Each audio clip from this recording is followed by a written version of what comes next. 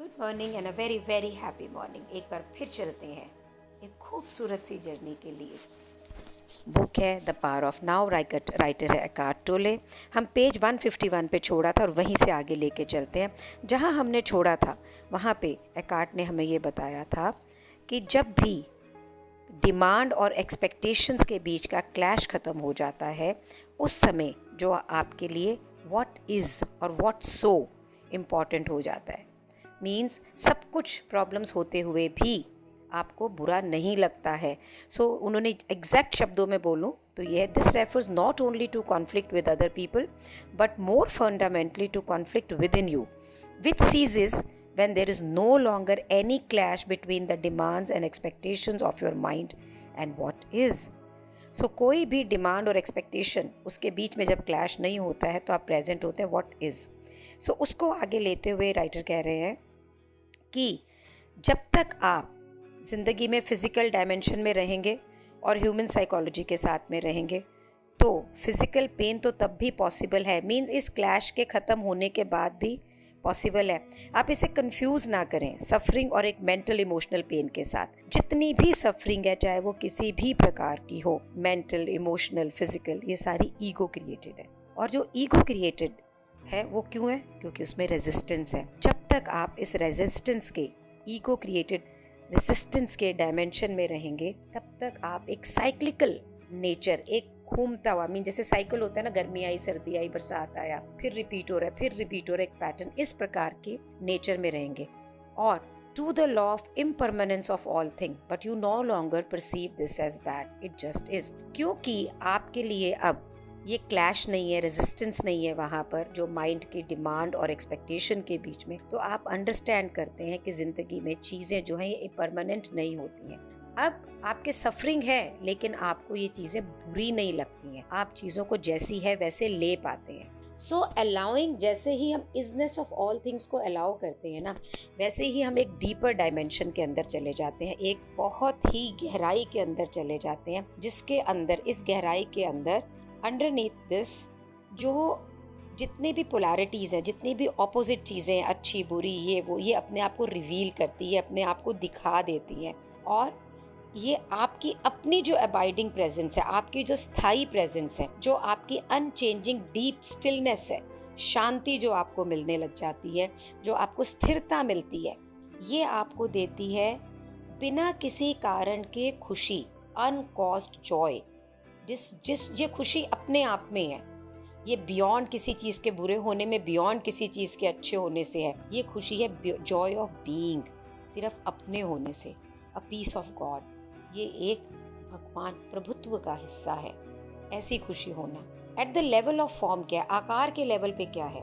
जीवन है, मरण है, क्रिएशन है, डिस्ट्रक्शन है, ग्रोथ है, डिसोल्यूशन है, मीन डिसइंटीग्रेशन है, और सब चीज़ें अलग अलग दिखती हैं और ये हर जगह नज़र आता है, रिफ्लेक्ट होता है in the life cycle of a star और अ प्लैनेट। तो यहाँ पे एक उपमा दे रहा है राइटर कि एक स्टार और अ प्लैनेट, जो स्टार सितारे हैं और जो प्लैनेट है, एक फिजिकल बॉडी, एक पेड़, एक फूल, नेशंस का, देशों का ऊपर उठना गिरना, राष्ट्रों का, पॉलिटिकल सिस्टम, सिविलाइजेशंस, ये जितना भी है ना, ये एक ऐसा साइकिल है इनएविटेबल जिसको आप रोक नहीं सकते हो। और ज़िंदगी का लॉस होना, ये भी एक साइकिलिक है, इसको आप कुछ नहीं रोक सकते हो। There are cycle of success, सफलता के आपको सक्सेस मिलेगी, ऐसे साइकिल मिलेंगे जिसके अंदर आप थ्राइव करोगे। आपको साइकिल ऑफ फेलियर मिलेंगे जिसके अंदर चीज़ें वैसी नहीं होंगी जैसी आप चाहते हैं। विदर मतलब मुरझाना, डिसइंटीग्रेट, अलग अलग हो जाना। आपको इन सब को लेना होगा और छोड़ना होगा। You will let it go, ताकि आप जगह बना सके नई चीज़ों के लिए, इनमें से नई चीज़ों को दे सकें और ट्रांसफॉर्मेशन हो सके। सो अगर साइकिल ऑफ सक्सेस को भी पकड़ के हम बैठना चाह रहे हैं, फेलियर को भी बैठना चाह रहे हैं, तो नई चीज़ें कैसी होंगी? अगर आप इसे चिपक जाएंगे तो आप रेजिस्ट करते हैं इसे उस पॉइंट पे, इसका मतलब आप जिंदगी के फ्लो के साथ जाने को मना करते हैं। और जब आप रेजिस्ट करते हैं, मना करते हैं, तो क्या होगा? आप सफ़र करेंगे। आगे जो एकार्ट कहने वाले हैं वो बहुत ही पावरफुल है। वो कहते हैं कि ये सच नहीं है कि कोई भी साइकिल बुरा है, गुड है, और कोई भी डाउन साइकिल बुरा है, अप साइकिल अच्छा है। ये हमारे माइंड की जजमेंट है। Growth is usually considered positive. हम ये सोचते हैं कि जो ग्रोथ है हमेशा पॉजिटिव होती है, लेकिन क्या ऐसा हो सकता है? किसी भी प्रकार की growth were to go on and on, अगर ऐसा होता तो ये सब चीज़ें कितनी मॉन्स्ट्रस और डिस्ट्रक्टिव हो जाएंगी। डिसोल्यूशन मीन्स डिसइंटीग्रेशन, अलग अलग होना ज़रूरी है नई ग्रोथ के लिए होने के लिए। हम कभी भी एग्जिस्ट नहीं कर सकते हैं दूसरी चीज़ों के बिना। सो डाउन साइकिल की किस लिए ज़रूरत है? स्पिरिचुअल रियलाइजेशन के लिए ज़रूरी है कि जब हम बहुत डीपली फेल करते हैं अपने एक्सपीरियंस के अंदर, लॉस, हमें दुख होता है, पेन होता है, तभी हम स्पिरिचुअल डायमेंशन की तरफ जाते हैं। और परहैप्स आपकी सबसे बड़ी सक्सेस तब आती है जिस समय आप बिल्कुल खाली हो जाते हैं, किसी मतलब से रहित हो जाते हैं, and so turned out to be a failure. जब आप कहते हैं ओके अब ये सब चीज़ें मेरे से बाहर हैं, दुख में हैं आप, उस समय आप स्पिरिचुअलिटी की तरफ जानते हैं। कितने लोगों को आपने देखा है कि जो बहुत जब सक्सेसफुल होते हैं उस समय भी वो प्रभुत्व को याद करते हैं, बहुत कम, बहुत कर। सो फेलियर के अंदर क्या छिपा है? एक सफलता, एक सक्सेस, और एक सक्सेस में क्या छुपा है? एक फेलियर। ये जो दुनिया है इसके अंदर आकार के फॉर्म में सब कोई जितने भी हैं ये आगे या पीछे फेल होंगे ही होंगे। हर अचीवमेंट किसी नॉट पे आएगी ही आएगी, क्योंकि हर आकार इम्परमानेंट है, कुछ भी परमानेंट नहीं है। आप इसके बाद में भी एक्टिव रह सकते हैं, एंजॉय कर सकते हैं, मैनिफेस्ट कर सकते हैं, नई चीज़ों को क्रिएट कर सकते हैं, नए एनवायरनमेंट्स को क्रिएट कर सकते हैं, लेकिन आप उसके साथ आइडेंटिफाई नहीं हो सकते। आपको अपना सेंस ऑफ सेल्फ उन्हें नहीं देना है, आपको कोई ज़रूरत ही नहीं है देने की, क्योंकि वो आपकी ज़िंदगी नहीं है। ये ज़िंदगी की एक सिचुएशन है जिसके अंदर आप हैं। आपकी जो फिजिकल एनर्जी है ना, ये भी एक साइक्लिक है, ये भी सब्जेक्ट टू साइकिल्स ही है। ये कभी भी पूरे पीक में नहीं रहेगी, कभी भी पूरे नीचे, कभी आपको लो लगेगा, कभी आपको हाई लगेगा, कभी आप ज़्यादा एक्टिव होंगे, कभी आप कम एक्टिव होंगे, कभी आपको लगेगा मैं बिल्कुल स्टैग्नेट कर गया हूँ, मैं आगे ही नहीं बढ़ रहा हूँ, कभी आपको लगेगा यार मैं तो बहुत सारा काम कर रहा हूँ। कुछ साइकिल बहुत बड़े होंगे, मीन सक्सेस आपको 4, 5, 6 साल, 8 साल तक मिल रही है और फिर आप नीचे जा रहे हैं, असफलता बहुत लंबे टाइम तक है, कई बार बीमारियों से भी हो सकता है। ये जो जितनी भी बीमारियां हैं ये होती क्यों है?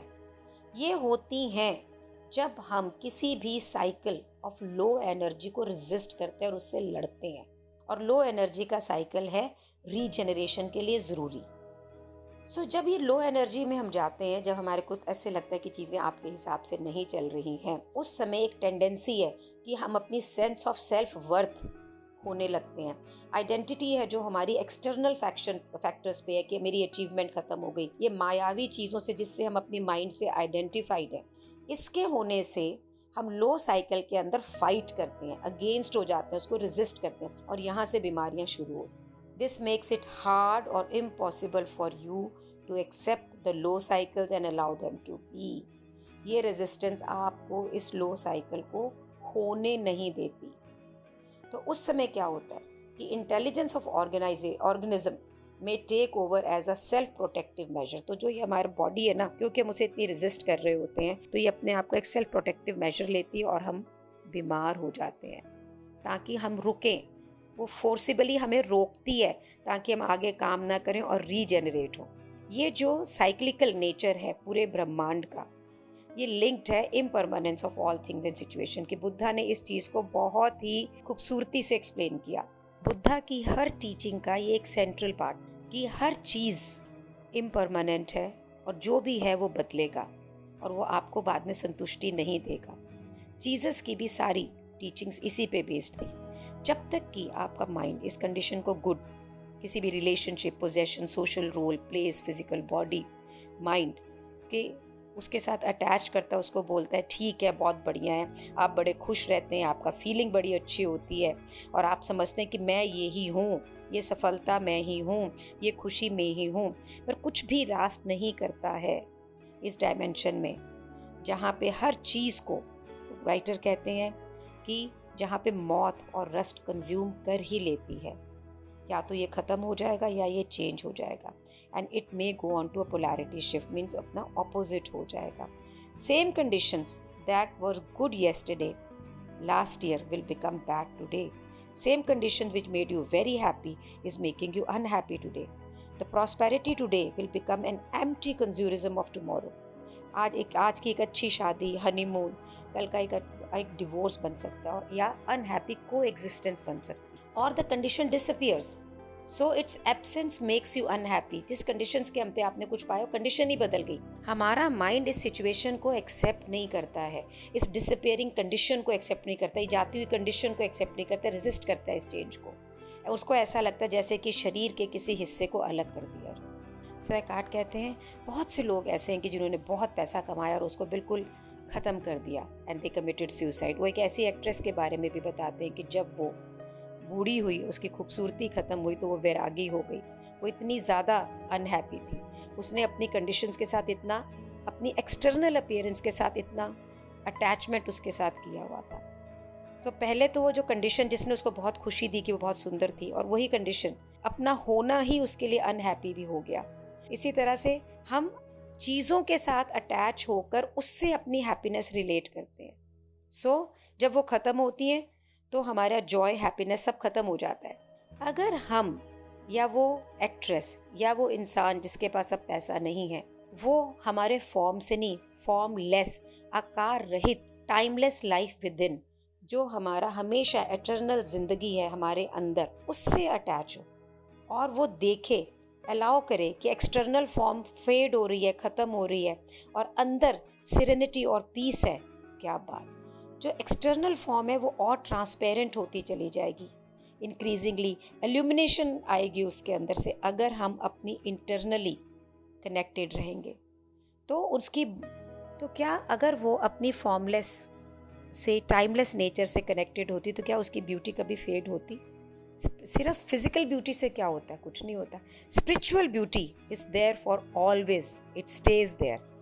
सो nobody has told her that कि ये पॉसिबल था तो उसके लिए था, लेकिन ये वाली जो नॉलेज है हम आज तो पा रहे हैं ना, आर वी नॉट? जब हमें आज ये यूनिवर्स, ये ब्रह्मांड ये ज्ञान दे रहा है, तो क्या हम अपने आप को इस चीज़ के लिए ट्रेंड कर सकते हैं कि हमें अपने एक्सटर्नल चीज़ों के साथ अटैच नहीं होके, आइडेंटिफाई नहीं होके, अपने इंटरनल बीइंग जिसका नो ना आकार है और वो कालातीत है, नो ना कोई समय, can we get attach to that and stay beautiful forever, कि हर समय, हर क्षण, किसी उम्र में भी, कैसे भी सर्कमस्टांसेस में हम खूबसूरत हो, हैप्पी, और हर सर्कमस्टांस हमारे लिए अच्छा हो। ये पॉसिबल है। So let's all of us make it very very possible. और मेरी ज़िंदगी में भी ये पॉसिबल इसलिए होगा क्योंकि आप मेरे साथ हैं, क्योंकि ये बुक मैं आपके लिए पढ़ रही हूँ। Thank you so much for being in my